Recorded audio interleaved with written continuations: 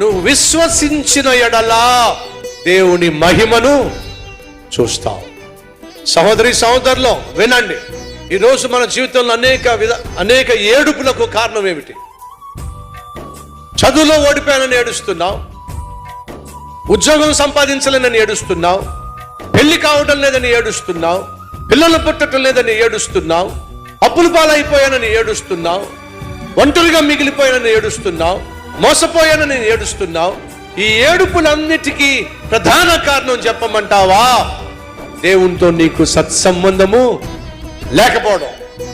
దేవునితో గనుక నీకు సత్సంబంధం ఉన్నట్లయితే విన్నో, ఈరోజు నీకేదైతే కష్టతరంగా ఉందో, భారంగా అనిపిస్తుందో, బాధను పుట్టిస్తుందో, అదే దేవుడు నీకు భాగ్యంగా మారుస్తాడో అని ఖచ్చితంగా నువ్వు విశ్వసిస్తావు.